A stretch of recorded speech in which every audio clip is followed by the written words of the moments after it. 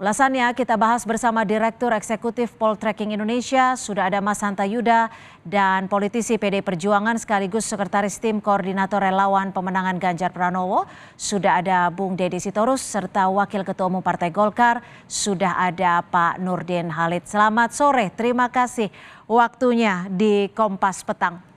Pak Nurdin, Bang Deddy. Selamat sore, Bang Nurdin, Bang Hanta. Selamat sore, Bu Deddy.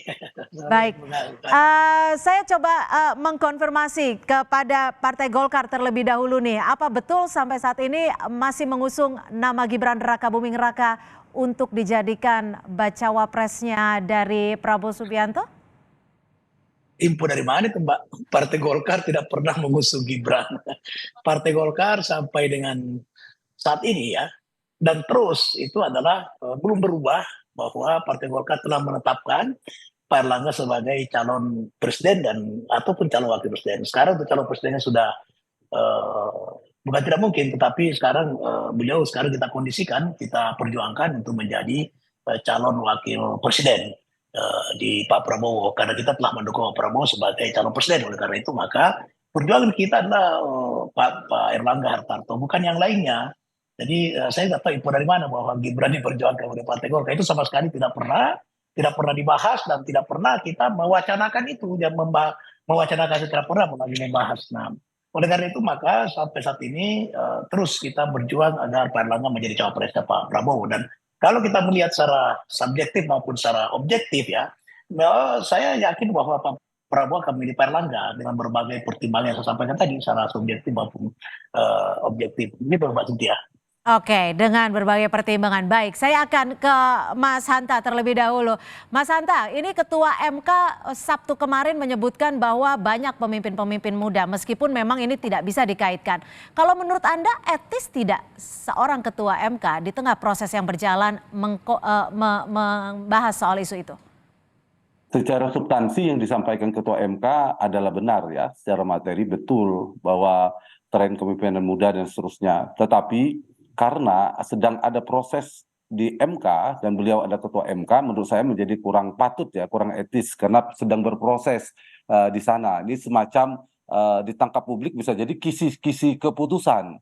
Nah, kalau ternyata keputusannya ternyata memang memenangkan, bisa dikaitkan potensinya. Jadi saya kira secara substansi kita sepakat semua soal kepemimpinan muda dan seterusnya itu. Cuma timingnya itu yang mungkin menjadi catatan tidak kurang etis disampaikan oleh Ketua MK di saat MK sedang berproses dan persidangan untuk memutuskan. Apapun hasilnya ya, saya kira begitu, Cynthia.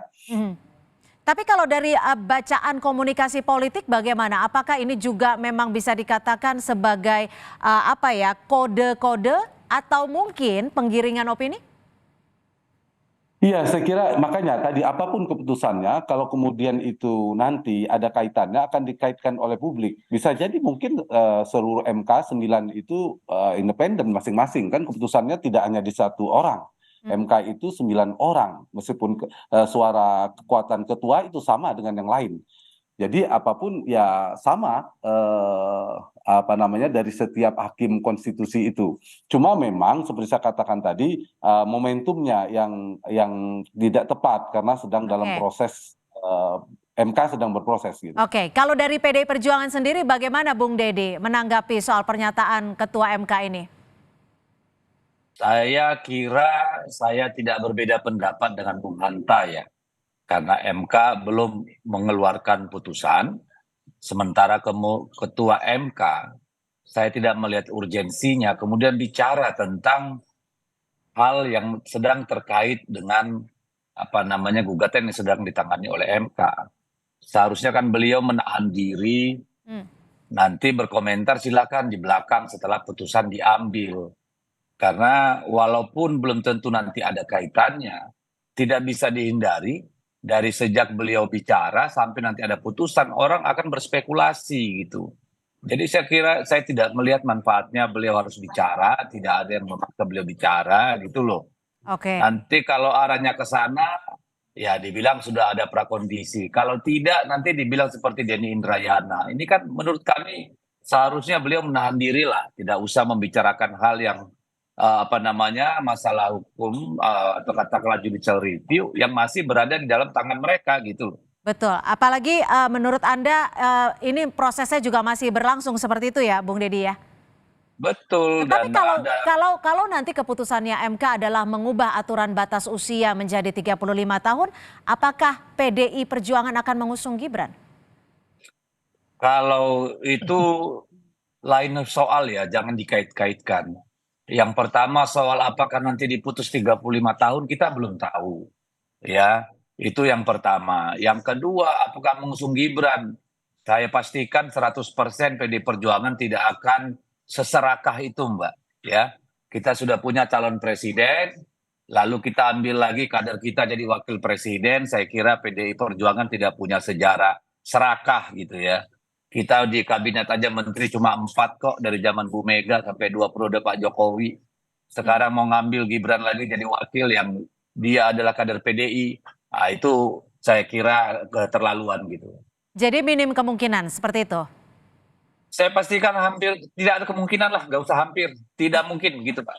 Tidak ada kemungkinan. Baik, saya akan ke Pak Nurdin. Pak Nurdin, jika MK memutuskan ada 35 tahun untuk capres cawapres, apakah Golkar akan mengubah perspektifnya atau tetap? Golkar akan tetap memperjuangkan Pak Erlangga Hartarto karena itu ada keputusan organisasi Rapimnas memutuskan beliau sehingga tidak ada alasan sedikit pun Golkar memperjuangkan orang lain.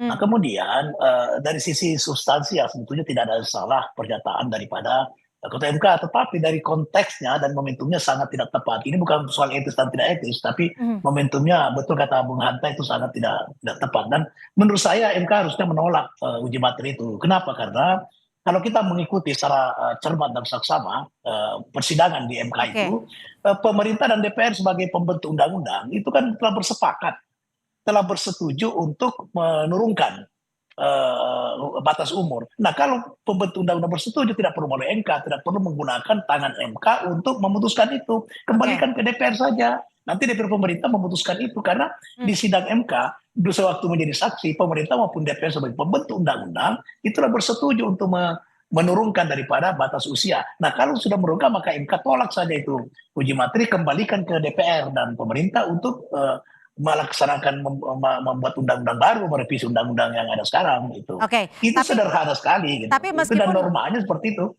Meskipun dalam politik kita tidak bisa berandai-andai, tapi kalaupun bukankah Pak Prabowo juga sempat melirik-lirik nama Gibran dan Erlangga Hartarto juga menyebut bahwa ini ada opsi terakhir meskipun opsi terakhir.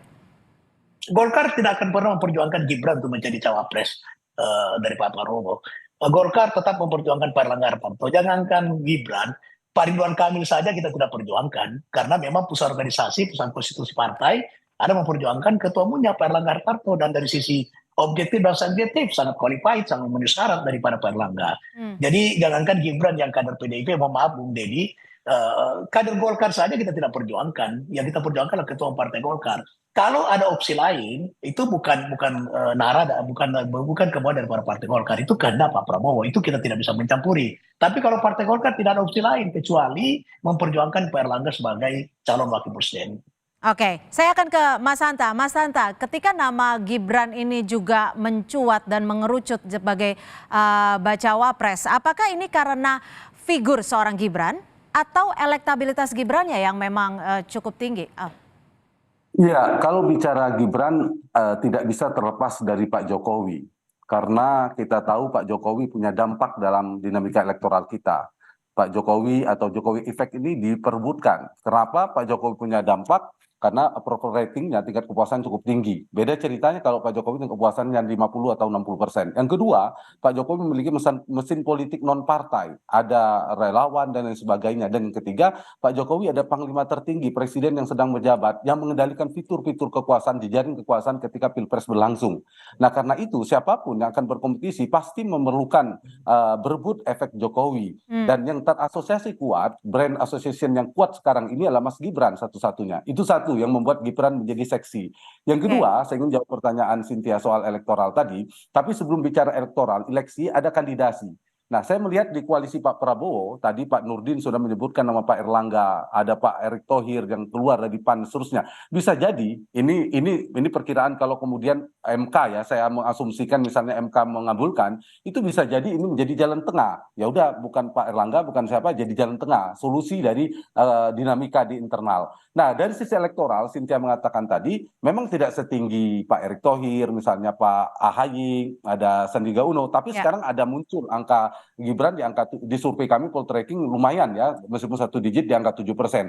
Dia punya potensi elektabilitas lumayan, sama dengan beberapa nama yang sudah muncul belakangan lebih awal. Yang kedua, Ya. dia punya basis kuat di Jawa Tengah, yang itu adalah basisnya Mas Ganjar. Nah, Oke. kalau Pak Prabowo menjadi kompetitor utama Mas Ganjar, menjadi penting untuk melirik Gibran. Yang ketiga terakhir, Mas Gibran ini punya basis di pemilih muda yang juga diperlukan untuk menambal atau melengkapi Pak Prabowo. Jadi yang paling butuh Gibran dari sisi ini adalah Pak Prabowo memang secara elektoral ya. Kalau dari sisi Mas Ganjar seperti Bang Deddy katakan tadi, saya kira agak sulit karena PD Perjuangan sudah mengambil posisi capres gitu, Cynthia. Jadi secara Oke. elektoral punya potensi, tidak Baik. bisa dipungkiri, kita mengatakan punya potensi meskipun punya komplikasi politik juga kalau maju. Baik, tentunya. baik. Saya akan ke Bung Deddy. Bung Deddy, bagaimana Anda melihat parpol lain yang mengincar Gibran? Saya kira tadi sudah dijelaskan Bung Hanta Yuda ya, bahwa sebenarnya bukan Gibrannya, tetapi approval rate yang tinggi terhadap Pak Jokowi itu ada upaya untuk melakukan framing, mendapatkan efek positif dari situ. Jadi Pak Jokowi ditempel, lalu Gibran diajak-ajak. Ini kan upaya membangun satu persepsi publik bahwa ini segaris dan sebangun dengan Pak Jokowi. Harapannya ya tadi elektoral itu. Tetapi saya punya keyakinan bahwa Pak Jokowi tidak akan berkenan, dan Mas Gibran sudah berkali-kali bilang tidak. Jadi kalau ada yang masih mengorek-ngorek itu ya tadi mau sedang mengemis popularitas Pak Jokowi supaya pindah ke dirinya, kira-kira seperti itu kalau menurut saya. Oke, terakhir saya akan ke Pak Nurdin. Bagaimana sikap dari Partai Golkar untuk mengantisipasi putusan dari MK ini? Kita tidak ada hal yang membahayakan, maksudnya tidak ada persoalan khusus karena lobby politik sangat berjalan dengan sangat cair dan dinamis. Hubungan Pak Erlangga dengan Pak Prabowo sangat dekat, baik di kabinet maupun di luar kabinet. Baik. Oleh karena itu tidak perlu ada persiapan khusus karena ketika MK memutuskan misalnya menyetujui atau memutuskan bahwa umur ada 35 tahun dan sebagainya, Golkar tidak ada urusan dengan itu. Golkar tetap akan memperjuangkan Pak Erlangga sebagai calon wakil presiden. Nanti kita berpikir setelah misalnya ini tidak tercapai, baru kita berpikir apa yang dilakukan Partai Golkar. Baik, terima kasih untuk narasumber kami pada sore hari ini dari politisi PDI Perjuangan, Bung Deddy Sitorus, dan juga Wakil Ketua Umum Partai Golkar, Pak Nurdin Halid, dan juga Direktur Eksekutif Poltreking, Mas Hanta Yuda. Terima kasih, Bang sudah Nurdin. bergabung bersama kami. Terima kasih, Bu Deddy. Ya, terima kasih.